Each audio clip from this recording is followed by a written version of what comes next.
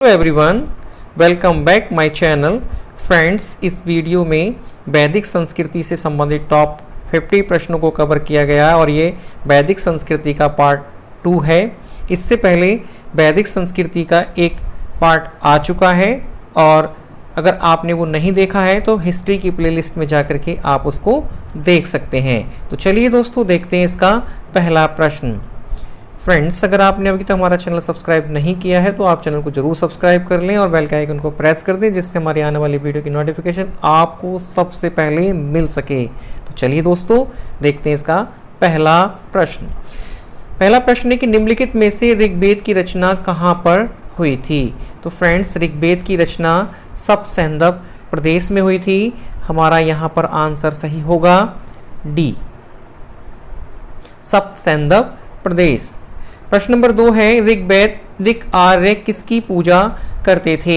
तो फ्रेंड्स, ऋग्वैदिक जो आर्य थे वो प्रकृति की उपासना किया करते थे, इसलिए हमारा यहाँ पर आंसर सही हो जाएगा ए। प्रश्न नंबर 3, वर्ण व्यवस्था का सर्वप्रथम विवरण कहाँ से प्राप्त होता है। तो दोस्तों, वर्ण व्यवस्था का जो सर्वप्रथम विवरण मिलता है वह मिलता है हमें ऋग्वेद में और 10वें मंडल में, इसलिए हमारा यहाँ पर आंसर सही हो जाएगा ए, ऋग्वेद के 10वें मंडल में। प्रश्न नंबर 4, उपनिषदों का मुख्य प्रतिपाद क्या रहा है। तो फ्रेंड्स, उपनिषदों का जो मुख्य प्रतिपाद रहा है वह दार्शनिक विवेचन था, इसलिए हमारा यहाँ पर आंसर सही हो जाएगा बी। प्रश्न नंबर 5 है बाल गंगाधर तिलक ने आर्यों का मूल स्थान कहाँ माना है। तो दोस्तों, ये काफ़ी इंपॉर्टेंट है, आप इसको जरूर नोट डाउन करें। बाल गंगाधर तिलक जी ने आर्यों का जो मूल स्थान माना था दोस्तों, वह माना था आर्कटिक प्रदेश में, इसलिए इसका जो आंसर सही हो जाएगा वह होगा ए, आर्कटिक प्रदेश। 6 नंबर है वेद शब्द का क्या अर्थ है। तो फ्रेंड्स, वेद शब्द का अर्थ होता है ज्ञान, इसलिए ए आंसर इसका सही होगा। प्रश्न नंबर 7, पुराणों की संख्या कितनी है। तो दोस्तों, पुराणों की संख्या 18 है, इसलिए डी आंसर इसका सही है।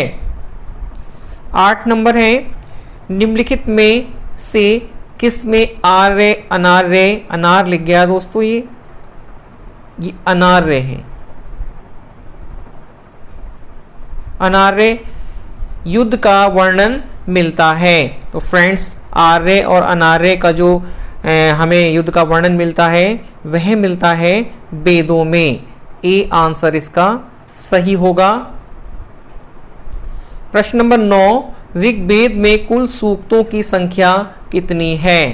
तो फ्रेंड्स, ऋग्वेद में कुल सूक्तों की संख्या 1028 है, सी आंसर इसका सही होगा इस प्रश्न का। नेक्स्ट प्रश्न दोस्तों 10 नंबर, पूर्व वैदिक काल 1500 ईसा पूर्व से 1000 ईसा पूर्व तक में राजा पर नियंत्रण किसका होता था। काफी इंपॉर्टेंट है, कई बार पूछा गया परीक्षा में।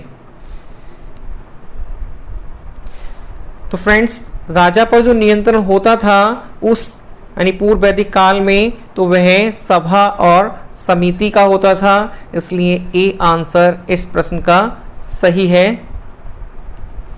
ऋग्वेद के नदी सूक्त में कितनी नदियों का उल्लेख मिलता है। तो फ्रेंड्स, 21 नदियों का उल्लेख नदी सूक्त के अंतर्गत मिलता है, इसमें बी आंसर इस प्रश्न का सही है। 12 नंबर है ऋग्वैदिक आर्यों की सबसे पवित्र नदी कौन सी थी। तो फ्रेंड्स, ऋग्वैदिक आर्यों की जो सबसे पवित्र नदी थी वह थी सरस्वती, सी आंसर इसका सही होगा। 13 नंबर है उत्तर वैदिक काल में विभाजन का क्या आधार था।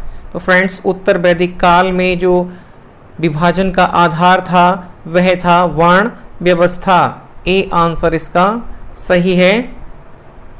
प्रश्न नंबर 14, उत्तर वैदिक काल में धार्मिक क्रियाओं में मुख्यतः था, यानी धार्मिक क्रियाओं के अंतर्गत जो था उसमें भी मुख्यतः कौन सा था। निम्न में से यज्ञ था, मूर्ति पूजा, कर्मकांड या तांत्रिक। तो फ्रेंड्स इस प्रश्न का जो आंसर होगा वह सी है, इसमें कर्मकांड काफी प्रमुख था। 15 नंबर है कि आर्यों का मूल निवास स्थान था। फ्रेंड्स यानी आर्यों का जो मूल निवास स्थान माना है वह माना है एशिया माइनर को, जबकि बाल गंगाधर तिलक ने माना है आर्कटिक क्षेत्र को। किंतु इस प्रश्न का यहाँ पर जो आंसर सही होगा वह है एशिया माइनर। 16 नंबर है निम्नलिखित में से कौन सी विशेषता वैदिक सभ्यता की नहीं है। फ्रेंड्स वैदिक सभ्यता की जो विशेषता इसमें से नहीं है, वहाँ पर बहुविवाह का भी प्रचलन था, ये सही है। नगरीय जीवन है, ये नहीं था। कृषि व्यवस्था भी थी और धार्मिक जीवन भी था, इसलिए हमारा यहाँ पर जो आंसर होगा वह हो जाएगा बी, नगरीय जीवन। 17 नंबर है मैक्स मूलर नामक विद्वान ने किसके लिए प्रसिद्ध था। तो फ्रेंड्स मैक्स मूलर विद्वान जो था उसने वेदों का अध्ययन किया था, इसलिए वो प्रसिद्ध था, यानी वेदों के अध्ययन के लिए। तो यहाँ पर हमारा आंसर सही हो जाएगा ए, वेदों का अध्ययन। 18 नंबर है निम्नलिखित में से पतंजलि का संबंध किस रचना से है। फ्रेंड्स पतंजलि का जो संबंध था वह है महाभाष्य से। डी आंसर इसका सही होगा। नेक्स्ट है 19 नंबर पाणिनि कौन थे। फ्रेंड्स पाणिनि जो थे वह एक व्याकरण विद्वान थे, इसलिए हमारा जो आंसर सही होगा वह होगा बी, व्याकरण विद्वान। 20 नंबर है आर्यों के बारे में किसके लिए प्रसिद्ध है, यानी आर्यों के बारे में निम्न में से कौन प्रसिद्ध है। तो फ्रेंड्स बाल गंगाधर तिलक जो थे वो काफ़ी प्रसिद्ध हैं, क्योंकि उन्होंने आर्यों का जो मूल स्थान बताया था वह आर्कटिक प्रदेश बताया था, इसीलिए बाल गंगाधर तिलक आर्यों के लिए फेमस माने जाते हैं। 21 नंबर है ऋग्वेद सभ्यता में क्या था, यानी कृषि संबंधित व्यवस्था थी, बिल्कुल सही थी। शहरी जीवन था, नहीं था। पत्थर की मूर्ति की पूजा होती थी, बिल्कुल होती थी। सती प्रथा का चलन था, ये भी ठीक है। तो फ्रेंड्स सभ्यता में ये पतन हुआ, शहरी जीवन का पतन हुआ था, इसलिए हमारा ये आंसर बिल्कुल सही है। नेक्स्ट है वैदिक युग में मना क्या क्या अर्थ है, यानी वैदिक युग में मना का क्या अर्थ है। तो फ्रेंड्स मना जो था वह धन के लिए कहाँ प्रयुक्त हुआ है ये शब्द, तो इसका आंसर हो जाएगा ए, धन। 23 नंबर वैदिक सभ्यता में भाग और बलि क्या थे। फ्रेंड्स भाग और बलि वैदिक सभ्यता में राजस्व के साधन थे। डी आंसर इस प्रश्न का सही होगा। 23 प्रश्न का आंसर डी। 24 नंबर है अष्टाध्यायी के लेखक कौन थे। तो फ्रेंड्स अष्टाध्यायी के लेखक पाणिनि, सी आंसर इसका सही है। 25 नंबर है 1400 ईसा पूर्व का एशिया माइनर का एक अभिलेख जिसमें वैदिक देवताओं का वर्णन है किस पर पाया गया है।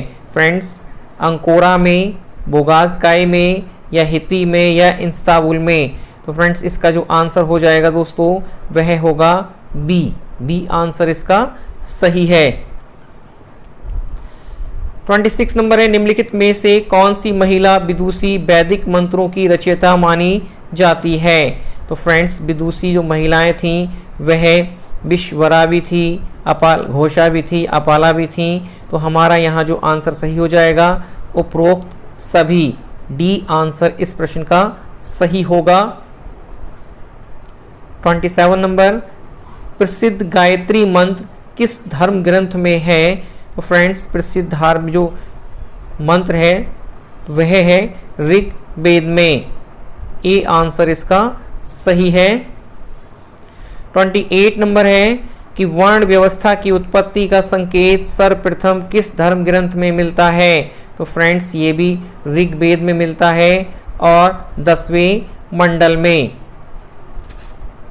नेक्स्ट प्रश्न है दोस्तों प्रश्न नंबर 29। निम्नलिखित में से कौन सी भाषा इंडो आर्यन भाषा से संबंध रखती है? तो फ्रेंड्स इसका जो आंसर होगा वह होगा सी, यानी पर्शियन भाषा। ये भाषा इंडो आर्यन भाषा से संबंध रखती है। सी आंसर इस प्रश्न का सही है। 30 नंबर है कि सत्यमेव जायते उक्ति सर्वप्रथम कहाँ व्यक्त की गई है? तो फ्रेंड्स ये मुंडको उपनिषद में व्यक्त की गई है, किंतु यहाँ पर उपनिषद है तो यहाँ पर हमारा आंसर होगा उपनिषद में। 31 नंबर है कि अद्वैत दर्शन का प्रतिपादन निम्नलिखित में से किस में की मिलता है? तो अद्वैत का जो दर्शन है उसका जो वर्णन मिलता है दोस्तों वह मिलता है उपनिषदों में। बी आंसर इस प्रश्न का सही होगा। 32 नंबर है दोस्तों, वैदिक काल में राजा को स्वेच्छा से दिया जाने वाला उपहार था, क्या था? तो वह फ्रेंड्स वह जो उपहार था उसको बलि कहते थे, इसलिए सी आंसर इसका सही होगा। नेक्स्ट है 33 नंबर, वैदिक काल में अनुलोम एवं प्रतिलोम किससे संबंधित हैं? तो फ्रेंड्स अनुलोम और प्रतिलोम जो संबंधित हैं वह विभा से संबंधित है, इसलिए इस प्रश्न का आंसर सी सही होगा, विभा से। 34 नंबर है, निम्नलिखित में से कौन सा वैदिक काल से संबंधित है? तो फ्रेंड्स वैदिक काल से संबंधित है। राजाओं में बहुविवाह प्रचलित थे, सभी स्त्रियां संपत्ति की बारिश बन सकती थीं। तो फ्रेंड्स इसका जो आंसर होगा वह होगा ए, राजाओं में बहुविवाह प्रचलित थे। 35 नंबर है, निम्नलिखित में से कौन सा वेद कर्म कांडों पर विशेष बल देता है, यानी कर्म कांडों से विशेष रूप से संबंधित है? तो फ्रेंड्स यजुर्वेद कर्म कांडों के लिए काफ़ी फेमस है, इसलिए इसका आंसर सही हो जाएगा बी।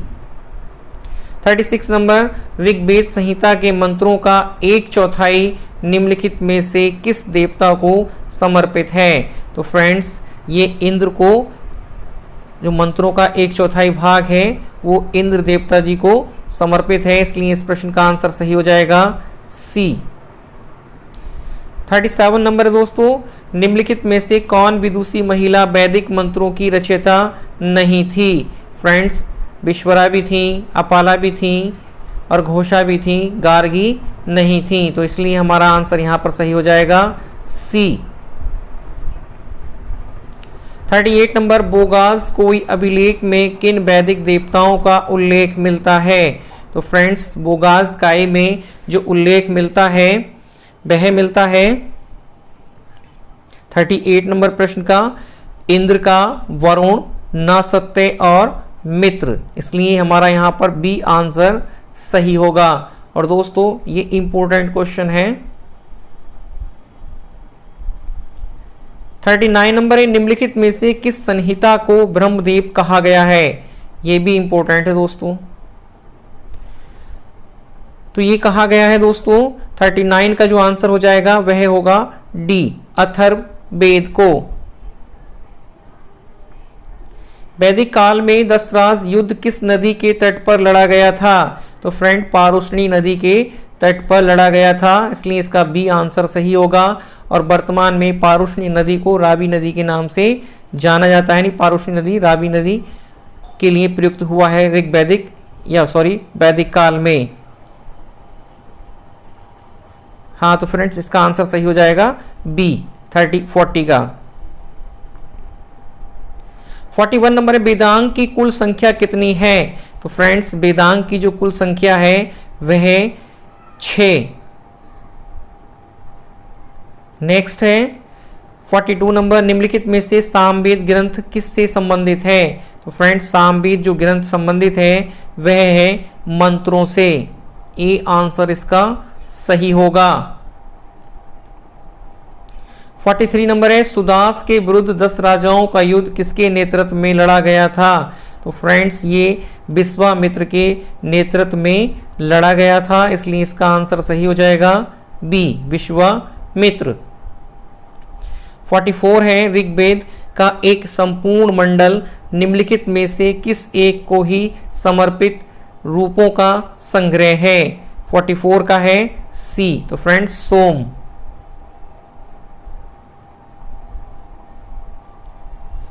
45 नंबर है कि पूर्व वैदिक काल से उत्तर वैदिक काल में राजस्व गठन में मुख्य परिवर्तन हुआ है।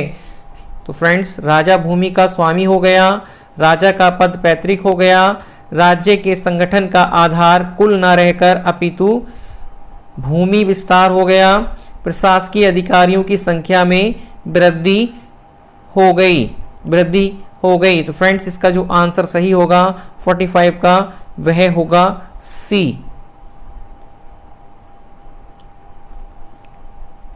46 है राजा सुदास, जिसके विषय में ऋग्वेद में वर्णित है कि उसने 10 राजाओं के संघ को पराजित किया, किस वंश से संबंधित था। तो फ्रेंड्स वह जो संबंधित था किस वंश से, तो वह था त्रस्तु। सी आंसर इस प्रश्न का सही होगा। 47 नंबर है दोस्तों, निम्नलिखित में से इसमें सर्वप्रथम परीक्षित का उल्लेख हुआ है, यानी किसमें परीक्षित का सर्वप्रथम उल्लेख हुआ है। तो अथर्ववेद में परीक्षित का सर्वप्रथम उल्लेख मिलता है, इसलिए इस प्रश्न का आंसर सही होगा ए। 48 नंबर है कि निम्नलिखित पुरोहितों में से किस का कार्य यज्ञ के संपादन का निरीक्षण करना था। तो फ्रेंड्स 48 का जो आंसर होगा वह होगा बी, यानी ब्रह्मा। नेक्स्ट प्रश्न है 49, वैदिक युग में इतिहास का प्रधान स्रोत निम्नलिखित में से कौन सा है। तो फ्रेंड्स वैदिक युग में इतिहास का प्रधान स्रोत जो था वह श्रुत साहित्य, यानी श्रुति साहित्य। ए आंसर इस प्रश्न का सही है दोस्तों। इस वीडियो का अंतिम प्रश्न, वैदिक युग में राजा के पश्चात महत्वपूर्ण अधिकारी कौन था। तो फ्रेंड्स राजा के पश्चात जो महत्वपूर्ण अधिकारी होता था वह होता था सेनानी, इसलिए इस प्रश्न का आंसर ए सही होगा। फ्रेंड्स ये थे टॉप 50 प्रश्न। दोस्तों वीडियो आपको कैसी लगी कमेंट में ज़रूर बताएं और अपने फ्रेंड के साथ इसको ज़रूर शेयर करें। अगर आपने अभी तक चैनल को सब्सक्राइब नहीं किया है तो चैनल को भी सब्सक्राइब कर लें और बेल का आइकन प्रेस कर दें, जिससे हमारी आने वाली वीडियो की नोटिफिकेशन आपको सबसे पहले मिल सके। तो चलिए दोस्तों मिलते हैं आपसे नेक्स्ट वीडियो में, जो कि संगम युग से या संगम काल से संबंधित होगी और काफ़ी महत्वपूर्ण प्रश्न होंगे। आशा करते हैं कि आप उसको भी पूरा देखेंगे। वीडियो देखने के लिए दोस्तों धन्यवाद। मिलते हैं नेक्स्ट वीडियो में, तब तक के लिए नमस्कार। जय हिंद, जय भारत। स्वस्थ रहें दोस्तों, मस्त रहें और अपनी तैयारी को अच्छे से जारी रखें। Thanks for watching.